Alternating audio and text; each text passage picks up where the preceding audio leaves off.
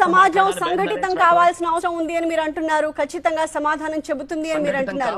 సంఘటితమై సమాధానం చెప్పడం అంటే మీ ఉద్దేశంలో ఏంటి? ఏం జరిగితే సమాధానం చెప్పినట్టుగా అవుతుంది? హిందుత్వంలో ఏమిటయ్యా అంటే అందరినీ పోన్లే వాడి పాపాన వాడు పోతాడు, ఏదో ఒకటి చేస్తాడులే, మనకి ఇప్పుడు వచ్చిన నష్టం ఏమిటి అని ఎవరింటి దాకా వాళ్ళు చూసుకుంటున్నారేమో. ఇది మెల్లిగా ఇవాళ గనక ఇక్కడ వదిలేస్తే అందరి ఇళ్లల్లో కూడా చేరుతుంది. ఇంట్లో ఉండే పిల్లలు కూడా ఇదే భావజాలాన్ని, ఎందుకంటే ఘటం చిందియాత్ పటం చిందియాత్, మనం ఏదో ఒక పిచ్చి పని చేసి మామూలుగా రోడ్డు మీద నడుచుకుంటూ వెళ్లేవాడిని ఎవడు పట్టించుకోడమ్మా. ఉన్నట్టుండి నడికూడల్లో నిల్చొని చొక్కా పరపరా చించేసుకొని గాడిదలాగా ఓండ్ర పెట్టి వాడు ఏదో పని గనక చేస్తే జనాలందరూ చుట్టూ మూగుతారు, వీడు ఏదో పని చేస్తున్నట్టున్నాడు అని.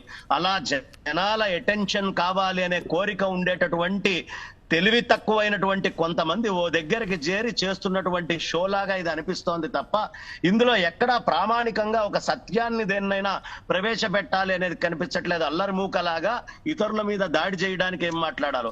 కాబట్టి ఇలాంటివి జరుగుతూ ఉంటాయి, ఇలాంటివి ఇళ్లల్లోకి కూడా చేరిపోతాయి భావజాలాలు. కాబట్టి ఇప్పుడైనా ప్రతి తల్లిదండ్రులు, పిల్లలు అందరూ హిందూ సమాజంలో ఉండే ప్రతి ఒక్కళ్ళు ఒక దగ్గరికి వచ్చి నిస్సంకోచంగా నిర్ద్వంద్వంగా ఖండించి ఇలాంటి భావజాలం ఉన్నటువంటి వాళ్ళు వీళ్ళని రెచ్చగొడుతున్నటువంటి వెనకాల ఉన్న శక్తులని ఎప్పటి నుంచో ఓడిస్తూనే ఉన్నారు.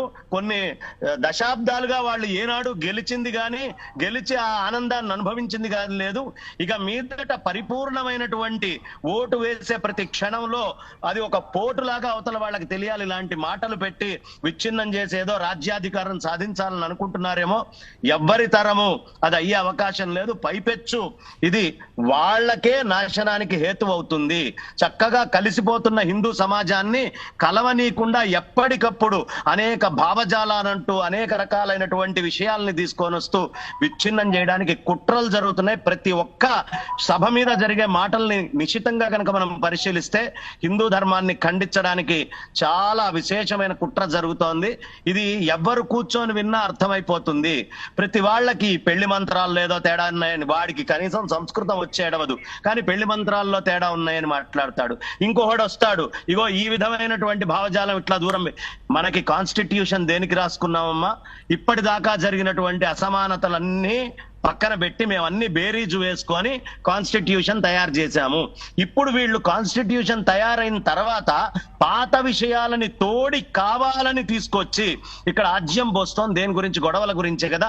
లేకపోతే ఇవాళ ఎక్కడైనా అసమానతలు ఉన్నాయి, ఎవరి మానాన హాయిగా వాళ్ళు చక్కగా అన్ని క్షేత్రాలకు బంగారీ శర్మ గారు చెప్తున్నట్టుగా మోహన్ గారు అంటే మనుషుల్ని విచ్ఛిన్నం చేసి అనవసరమైన విద్వేషాలు రెచ్చగొట్టే దిశగా సాగుతున్న ప్రయత్నంలో భాగంగా ఇలాంటి వ్యాఖ్యలు చేశారని భావించాల్సిన అవసరం ఉంటుందా?